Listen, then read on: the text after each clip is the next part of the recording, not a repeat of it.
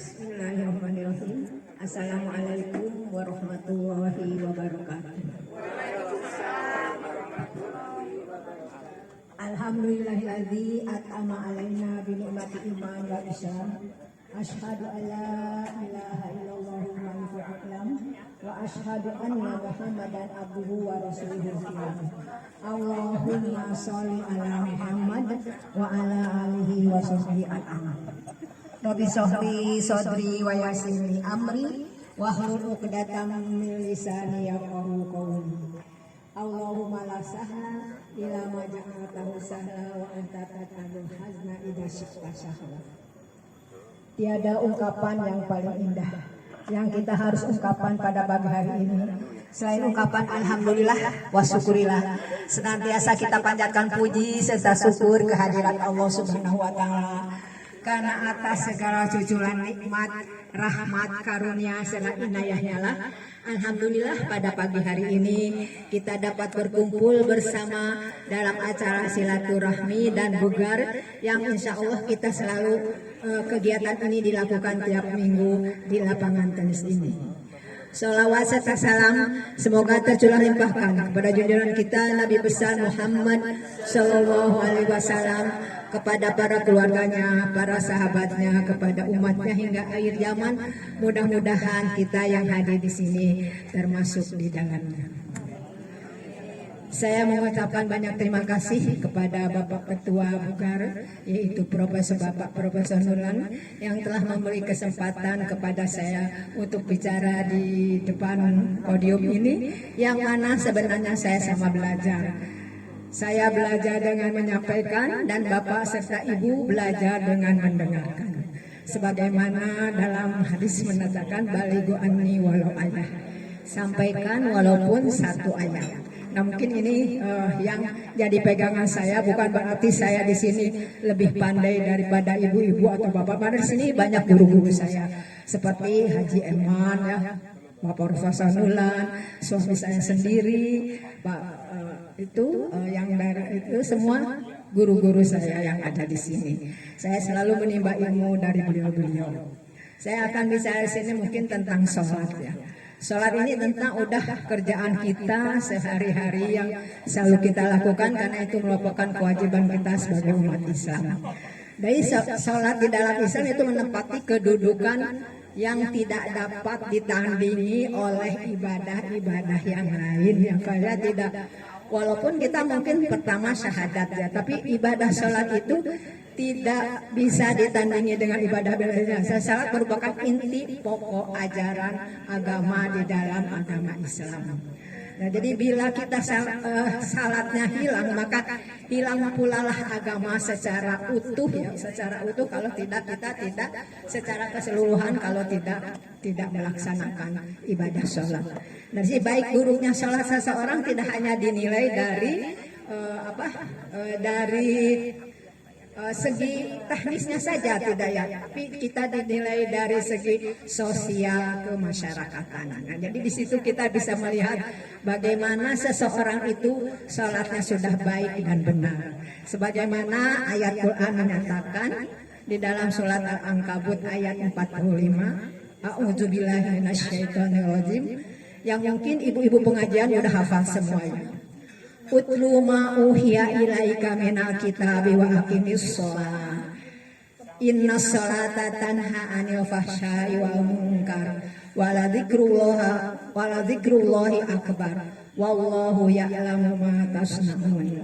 Yang artinya, bacalah apa yang telah diwahyukan kepadamu, yaitu Al-Quran, dan dirikanlah sholat. Sesungguhnya sholat itu mencegah dari perbuatan keji dan munkar. Dan sesungguhnya mengingat Allah, yaitu dengan salat lebih besar keutamaannya dari ibadah lainnya. Dan Allah mengetahui apa yang kamu kerjakan. Sebagaimana Rasulullah juga bersabda, sesungguhnya amal manusia yang pertama kali dihisab pada hari kiamat adalah sholat. Sesuai dengan apa yang disampaikan oleh Bukhari Muslim. Jadi jika salatnya sudah baik, maka seluruh amalnya baik, dan jika salatnya jelek maka seluruh amalnya jelek. Nah, ini salat ibadah itu adalah yang diwajibkan pertama oleh Allah Subhanahu wa taala. Perintahnya disampaikan secara langsung kepada Rasulullah SAW, yaitu pada waktu apa Ibu, Bapak-bapak? Pada waktu Mi'raj ya, waktu Mi'raj. Jadi Allah menyampaikan langsung kepada Nabi Muhammad. Jadi dengan tawar menawar, alhamdulillah kita ya tadinya beberapa waktu yang sangat banyak sekali, Allah sekarang dengan 5 waktu. Nah itulah mungkinnya sampai sampai Nabi Muhammad itu mau menembuskan nafasnya yang terakhir beramanat, masih mengingat kita sebagai umatnya dan beramanat bahwa kita itu harus jangan meninggalkan sholat, diamanatkan kepada kita semua, kita jangan meninggalkan sholat. Jadi di sini manusia yang pertama dihisab juga merupakan wasiat terakhir yang diamanatkan Rasulullah, yaitu sholat. Dan di sini Allah Subhanahu wa taala juga Allah berfirman di dalam surat apa, mungkin bapak-bapak dan ibu juga sudah hafal, yaitu dalam surat Al-Ma'un ya. Al-Ma'un ayat 4 sampai 7, yaitu auzubillahi minasyaitonirrajim. Wa wailul lil musallin alladzina hum an sholatihim sahun alladzina hum yura'un wa yamna'unal ma'un. Yang artinya celakalah orang-orang yang melakukan salat. Nah, orang-orang yang melakukan salat juga bisa celaka ya Bu ya, apalagi yang tidak melakukan salat, yaitu mereka yang lalai dalam salat, yang ingin dilihat oleh orang lain ya salatnya atau riya, dan menolak memberikan pertemuan. Jadi Allah mengetahui apa yang kita lakukan, termasuk orang-orang yang salat tetapi perilakunya buruk. Belum tentu orang yang salat juga perilakunya baik. Berarti itu belum bisa melaksanakan apa yang harus kita laksanakan pada waktu sholat. Karena ini kategori mampu menegakkan sholat, artinya sholat kita belum, karena sholat yang benar akan membuat jiwa kita tentram ya. Benar, dengan sholat kita tentram. Kita mungkin ada resah, ada kegundahan, ada apa tuh, kita ngadu ke orang mungkin ditertawakan, tapi kita langsung ngadu ke Allah, ya Allah tolong bukakan atau tolong beri jalan keluar, solusi untuk kita. Mungkin Allah mendengar, tapi mungkin jalannya melalui orang lain. Tapi kalau kita ngomong atau bicara langsung curhat ke orang lain, belum tentu orang lain itu bisa menerima apa yang kita ucapkan. Tapi kalau Allah, insya Allah apapun kita mohon pertolongan ke Allah, pasti Allah memberi jalan keluar. Yang itu yang saya rasakan, yang saya lakukan. Seandainya hati saya udah tidak bisa mengadu ke siapa, walaupun ke teman seumah yang kadang-kadang kan ada perbedaan pendapat, kita langsung kepada Allah, maupun dari sholat tahajud atau sholat duha atau sholat sunat lainnya, atau yang lebih sholat aja. Ketika kita sujud kepada Allah, insya Allah Allah akan mendengarkan apa-apa yang kita perlu pesankan. Hanya beliaulah, hanya Tuhanlah yang akan mengabulkan segala permohonan kita, baik kita yang susah maupun insya Allah lidah. Itu yang sering saya rasakan. Allah membukakan pintu segala apa. Kita misalnya didolimi oleh orang lain, kita nggak usah mendolimi dia, nggak usah. Kita mohon kepada Allah, bukakanlah hatinya. Ya muqallibal qulub sabit qalbi ala dinik. Itu bukakan dengan menyebut namanya. Nama ibu itu siapa? Bukakanlah pintunya. Perlihatkanlah masih di dunia juga, insya Allah Allah akan memperlihatkannya. Itulah ya Bu, ya, apa yang ada di dalam Quran dan hadis itu benar kenyataannya. Yang sudah saya rasakan sendiri ya, benar kenyataan. Walaupun hanya satu ayat atau dua ayat yang kita ucapkan. Nah itu seperti doa siang dan petang itu sangat bermanfaat bagi kita ya Bu. Insya Allah itu kita amalkan, walaupun hanya satu ayat dua ayat, insya Allah Bu akan. Ya salam dalam Islam. Jadi ada yang mempertanyakan kepada diri kita sendiri ya Bu ya, kita sudahkah kita melaksanakan salat dengan benar, sudahkah? Nah itu kita harus introspeksi kita diri masing-masing ya Bu, harus introspeksi apakah kita udah benar atau belum. Kadang-kadang kita, apalagi saya kadang-kadang cepat-cepat ya Bu, rusuh karena waktu, karena kerjaan dan lain-lain dan lain-lain. Nah kadang-kadang kita kehusuan.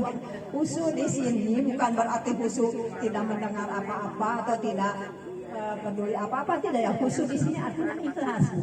Ikhlas kita melaksanakannya, ikhlas kita tidak hanya gugur hanya kewajiban kita sholat. Jadi kita bukan kewajiban, tapi kebutuhan. Jadi sholat itu bukan kewajiban, tapi kebutuhan kita. Allah tidak butuh sholat kita, tapi kita yang butuh berdoa kepada Allah. Nah disini karena apa, Bu? Karena as-sholatu imaduddin. Sholat itu adalah yang agama. Jadi di sini laksanakan sebaik-baiknya sesuai kemampuan masing-masing ya, Bu. Sebab ibadah dalam sholat itu tulus. Jadi bukan khusyuk, bukan apa ada yang jerit-jerit nggak, bukan begitu ya, Bu. Tapi khusyuk itu adalah tulus, kita melaksanakan sholat lillahi ta'ala, ringan, kita ikhlas, insya Allah. Berdoa apa saja Allah, tidak sekarang, tidak terasa oleh kita, oleh anak kita, tidak terasa oleh anak kita, oleh cucu kita, tidak terasa di dunia, nanti di akhirat insya Allah pahalanya akan terasa oleh kita. Nah, salat dalam mengandung hikmah yang luas juga ya.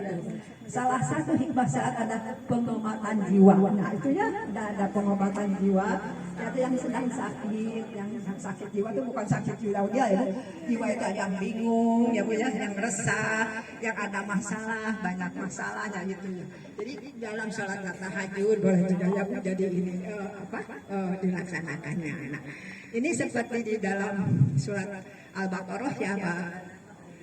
Emangnya itu ayat 45. Wasta'inu bis sobri wassalah wa innaha lakabiratun illa alal khosiin. Yang artinya mohonlah pertolongan kepada Allah dengan sabar dan sholat. Jadi kita selalu mohon pertolongan Allah dengan sabar dan sholat.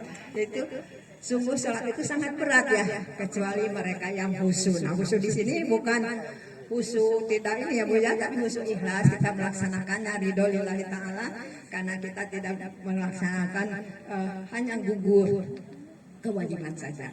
Ya, jadi samping itu banyak sekali hikmah yang mendirikan salat, antara lain apa Bu, sebagai sarana doa ya, karena dari mulai takbir sampai akhir salam itu adalah doa. Ya semua bacaan sholat itu doa.